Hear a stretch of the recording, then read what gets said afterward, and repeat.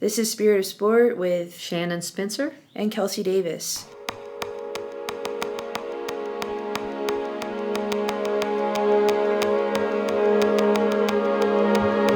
Join us as we explore the spiritual life, leadership, and sports. Our hope is to offer bread for your journey, wherever you are.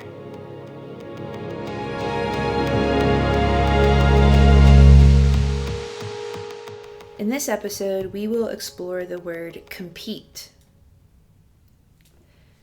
So Shannon, one of my favorite words is compete. And I don't know about you, but I'm a very competitive person, whether it's, checkers or, as an athlete. I'm curious, when you hear the word compete, what has society told you about competition? In this country, in the United States of America? That winners are better.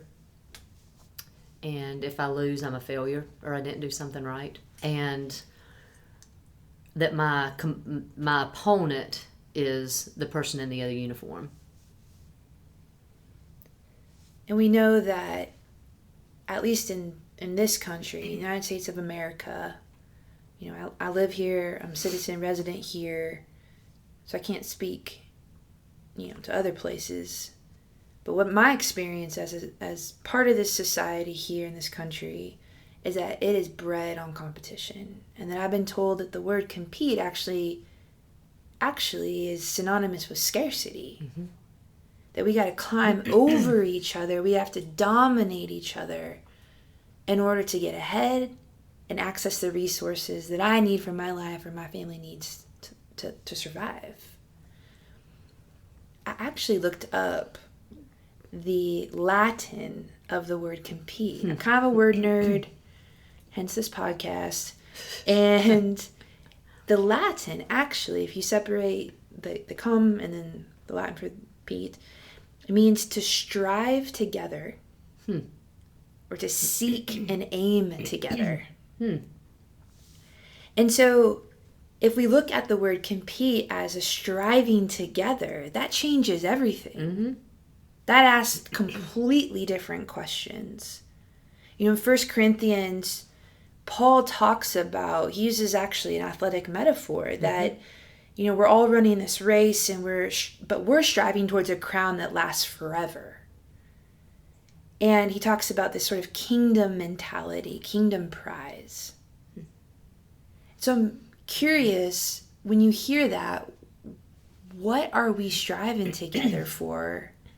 What is the kingdom prize that we're after as Christians sitting here in this room?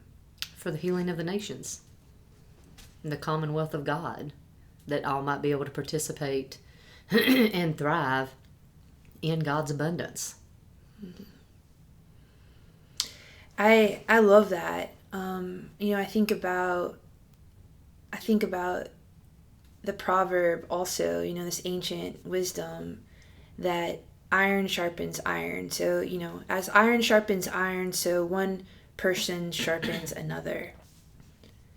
And so rather than thinking about competition as dominion or dominance and scarcity over someone else, what if, using Paul's metaphor of the running, we're sort of shoulder to shoulder running together, sharpening one another in the wisdom of the proverb, to be our best, more truest selves, that as I offer myself in competition with you, I bring forward my best gifts, my best efforts, but I'm doing so in a way that is trying to also make you enhanced and better too, that we're sharpening each other as we both show up together and give our very best efforts. Mm-hmm.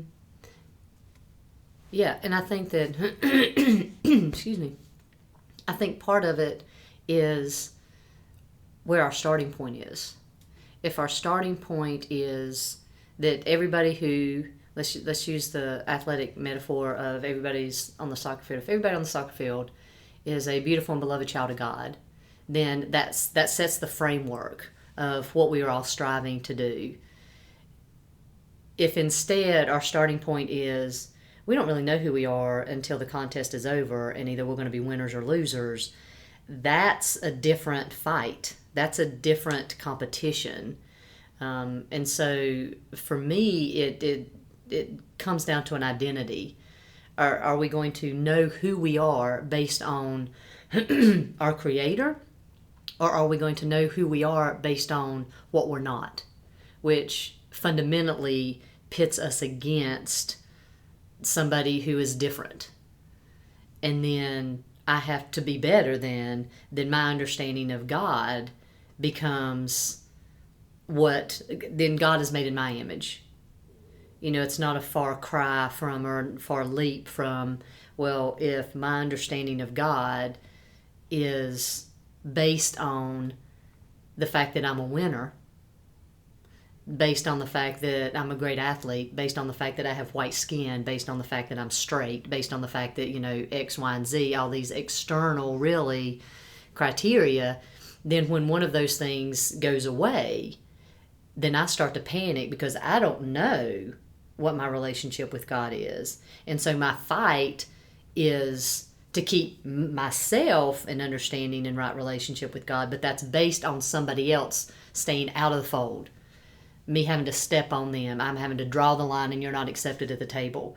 Because it really has nothing to do with them, but it's because I have pitted my understanding of my relationship with God on X, Y, and Z identity.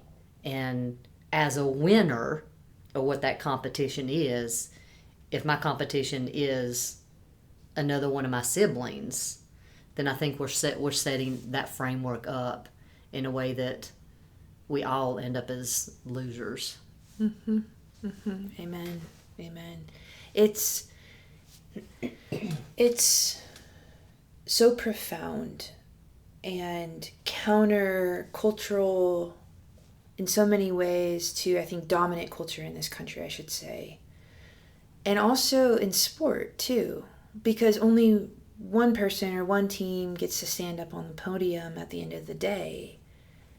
And so, I've always like wondered and wrestled with, can I both, as a Christian athlete, can I both sort of hold this disposition of everyone's a beloved child of God and I'm bringing myself almost as an offering, and still be, a fierce and, have all the emotions that come with competition and still want to get the gold medal or get first place. Can we hold all that together? Is that okay?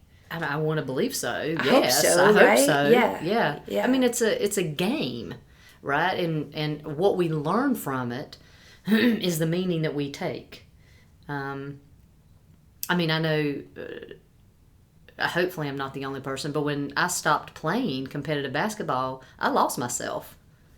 I struggled with who I was because that had been who I was. That is how I knew my worth. That is how I understood who I was in the world. That is what I had to give. And then that pathway was no longer there, and there's a struggle.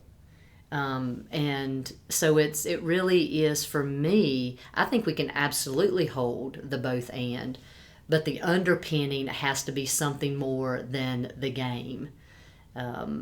Is something more profound, and if the game is a way that we grow and that we learn and we continue showing up to promote what it means to care for one another and to encourage one another and to have joy in life, then heck yeah, I'm all for it. I'll talk as much smack on the field and on the court as the next person, probably more. But at the end of the day, it's not the end all be all. It's not what I rise and fall on. That's my God and my siblings and creation. That actually is the container that holds the ways that I show up. Amen. And I'll just add before we close out this episode that my daughter just started playing soccer and she's 2.5. It was the most profound and beautiful thing to watch her with children from all across our city, all sorts of different demographic makeups, identity markers, And one of the core principles of her entering sport is the celebration of others. So she brings her skill, her best self, and then the expectation is she's turning around and celebrating others. And I think about this container that sport can hold of competition, of actually the striving together, the seeking together. And what if it's framed as an offering of ourselves that's vulnerable, that allows us to experience joy, for our hearts to break wide open, for our hearts to be disappointed, and to experience the full spectrum of what it feels like to be human through sport. And though the striving for that, when we compete as iron sharpens iron, we're actually acknowledging our deep connection to each other. And so we strive together, and that we use our sweat equity, if you will, as a way for us to acknowledge our deep interconnectedness and our interbeing with all that is. Yes. So as we close out this episode, we invite you to consider what you just heard. What might be stirring in you? Notice it and hold whatever it is gently. Welcome a few deeper than normal breaths. Inhale, breathing in deeply. Exhale, allowing the breath to travel down and out. All the love, my friends. Blessings.